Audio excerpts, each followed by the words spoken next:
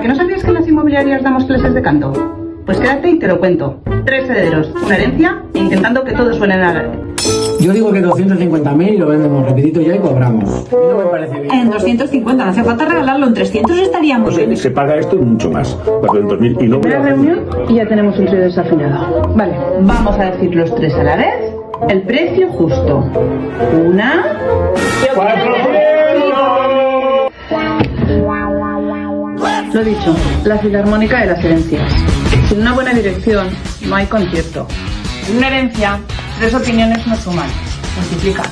Y cuando hay 3 precios diferentes, pero acuerdos, hace falta algo más que heredar. Hace falta una buena dirección. Ya también que pruebe con lo que yo digo, que son 400.000. Vamos a probar. Vamos Vale, a los dos hombres. Y las chicas de aquí no pintamos nada. Vamos a...